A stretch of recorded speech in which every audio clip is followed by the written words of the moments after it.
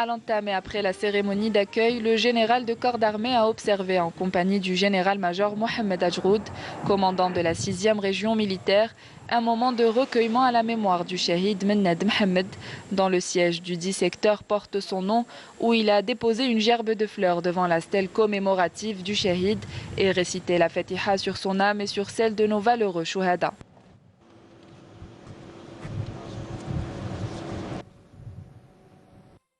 À l'issue, le général de corps d'armée a suivi un exposé donné par le commandant de la 6e région militaire et un exposé présenté par le commandant du secteur opérationnel de Borj Badji Mokhtar.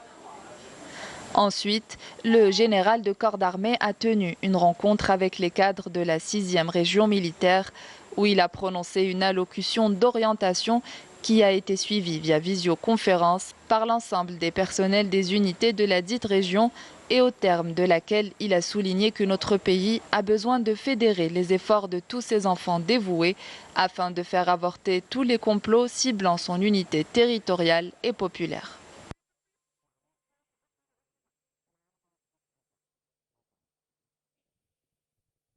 إنه وفي ظل التحديات الأمنية الكبرى التي أفرزتها الأوضاع الجيوسياسية الدولية والإقليمية المستجدة وفي عز الأزمات التي تعصف بمنطقتنا. À l'aune des grands défis sécuritaires engendrés par la nouvelle situation géostratégique internationale et régionale, et sur fond des crises qui agitent notre sous-région marquée par vulnérabilité sécuritaire chronique, avec notamment l'expansion du terrorisme dans notre voisinage immédiat et la prolifération de la criminalité organisée transfrontalière.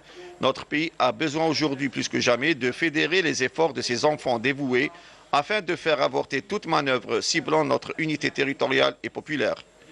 Ces efforts doivent s'articuler sur l'unité, la cohésion et la solidarité entre les différentes composantes du peuple algérien, la confiance en les institutions de l'État et à leur tête, l'armée nationale populaire, et l'engagement de servir la patrie, de préserver ses intérêts suprêmes et de renforcer sa sécurité, sa stabilité et sa souveraineté pour l'édification de l'Algérie nouvelle dont les repères ont été tracés par le président de la République, chef suprême des forces armées, ministre de la Défense nationale.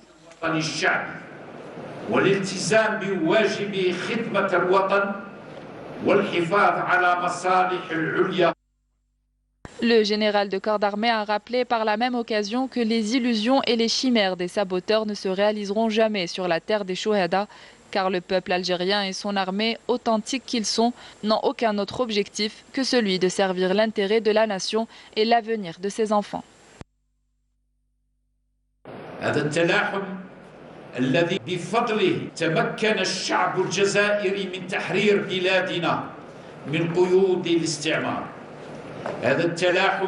C'est grâce à cette cohésion que le peuple algérien a pu libérer notre pays du joug du colonisateur, une cohésion qui nous a permis de vaincre le terrorisme barbare et qui ouvrira à notre pays sans nul doute les voies de la prospérité, du progrès et qui en fera, avec la volonté d'Allah le Tout-Puissant, un havre de paix et de prospérité, n'en déplaise aux conspirateurs qui surnoient et malades d'esprit n'ont jamais souhaité et ne souhaiteront jamais du bien à l'Algérie et à son peuple. Le paysage est très clair car celui qui observe attentivement les campagnes acharnées qui ciblent notre pays ces derniers temps n'aura pas besoin d'une longue réflexion ou d'une profonde analyse pour voir la malveillance de leurs desseins, la bassesse de leurs objectifs et de leurs protagonistes et qui ont trahi leur nation et vendu leurs âmes et leur honneur.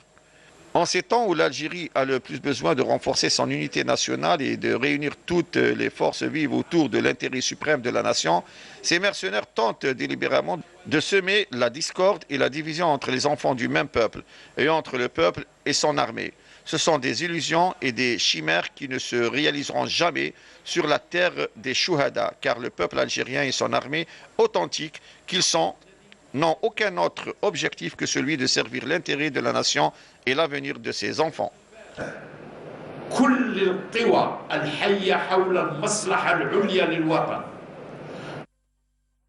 À l'issue de cette rencontre, le général de corps d'armée a émis un ensemble d'orientations et d'instructions qui s'inscrivent dans leur ensemble dans le cadre de l'amélioration des conditions de vie et de travail des personnels et visent également à rehausser le rendement et le degré de vigilance pour faire face aux défis sécuritaires au niveau de cette région sensible.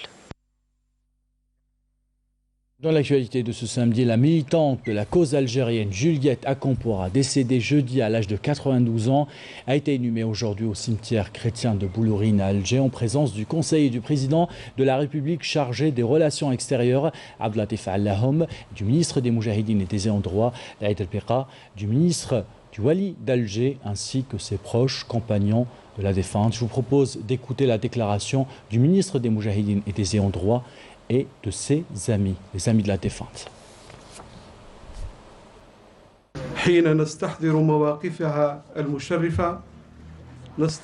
Lorsque nous évoquons le parcours de Juliette Acampora, nous nous remémorons son honorable engagement qui reflète la dimension internationale de la glorieuse révolution du 1er novembre 1954. Une révolution fondée sur les principes de justice et des nobles valeurs humaines. L'Algérie et tous les épris de liberté de par le monde sont redevables à la défunte pour le combat qu'elle a mené en soutien à la cause algérienne. Elle le dit,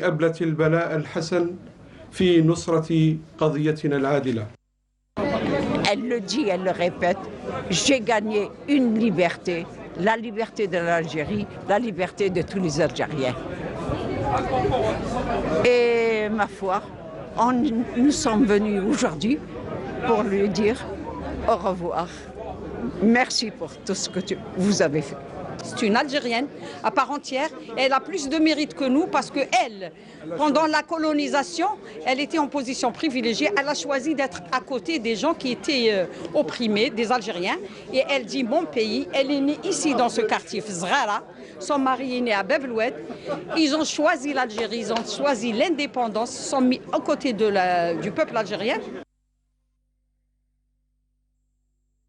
Voilà pour ces témoignages. À l'occasion de la Journée nationale du savoir et lors d'une cérémonie en hommage à l'homme de lettres, journaliste et militant, le cheikh Smati Mohamed Abdeljilali, le conseiller du président de la République chargé des archives nationales et de la mémoire, Abdelmajid Cheikhi, a insisté sur la nécessité de revenir sur le parcours des personnalités nationales marquantes, une occasion pour s'inspirer de leur parcours. À cette occasion, une conférence a été organisée. Plusieurs présentations ont ainsi retracé le parcours du militant. C'était en présence du ministre de la Communication, Mohamed Bouslimani, et du ministre de la Santé, Abdrahman Benbousida. Toujours à l'occasion de la Journée nationale du savoir, plusieurs manifestations ont été organisées au pôle universitaire et technologique de Sidi Abdallah. Le coup d'envoi de ces activités, réalisées par des étudiants des universités et des écoles supérieures nationales, a été donné par le ministre de l'Enseignement supérieur et de la Recherche scientifique, Abdelbaki Benziyen, en présence de la ministre de la Solidarité nationale, Kautal Kariko, ainsi que de la ministre de la Culture et des Arts, Malika Mouloudji. En parlant de savoir et d'économie de la connaissance, l'Algérie accueillera pour la 2e édition du programme d'incubation Africa by IncubMe des candidats du Moyen-Orient, plus des startups africaines. Ces porteurs de projets vont passer plusieurs mois d'incubation en Algérie pour développer leurs solutions et créer leurs startups. Le lancement officiel a été donné hier au CIC en présence du ministre délégué chargé de l'économie de la connaissance et des startups et plusieurs membres du gouvernement. Couverture signée Amel Bouarba.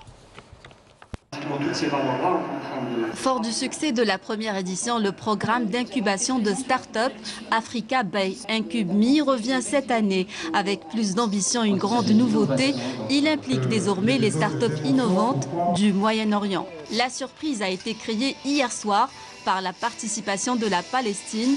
Ces jeunes de la bande de Gaza ont brisé le blocus médiatique et technologique imposé par l'entité sioniste.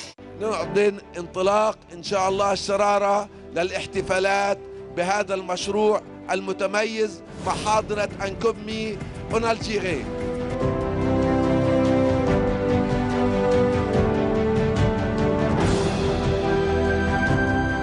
C'est un programme où on va recevoir, Inch'Allah, des projets, des porteurs de projets ou bien des startups d'Afrique et du Moyen-Orient, ils peuvent s'inscrire sur notre plateforme qui est www.incubeme.com, envoyer leur projet et on va essayer de rapidement sélectionner. Ça va prendre un peu de temps, ça va prendre après un peu plus de 3 mois. Donc c'est 2 mois d'appel à projet et 1 mois et demi de sélection. Et Inch'Allah, à la mi-août, on va recevoir la quinzaine de porteurs de projets qui vont bénéficier de ce programme pour une durée un peu plus de 4 mois cette année. Parrainé par le ministre délégué auprès du Premier ministre chargé de l'économie, de la connaissance et des startups, ce programme permettra aux porteurs de projets innovants de proposer des solutions et de concrétiser leurs idées en Algérie. L'Algérie aujourd'hui a comme ambition de devenir un véritable pôle de l'innovation au niveau de l'Afrique, mais aussi au niveau de la région MENA. Donc c'était extrêmement naturel pour nous d'accompagner cette belle initiative organisée par l'incubateur IncubMe qui, il y a quelques mois, a gagné le prix du meilleur incubateur en Algérie. Aujourd'hui, nous sommes extrêmement fiers d'avoir des acteurs dans l'écosystème algérien de cette envergure qui permettront sans doute de donner une très belle image de notre pays, qui permettra également de faire rayonner l'image du pays à l'international. De l'idée à l'entreprise, c'est tout le challenge que représente ce programme ambitieux, unique en son genre, qui promet d'être grandiose, une aventure professionnelle et humaine. Cette cérémonie a été également marquée par la remise de trophées aux partenaires, garant de la réussite du programme d'incubation de start-up Africa by IncubMe MENA. Parmi ses partenaires, la télévision publique à travers toutes ces chaînes.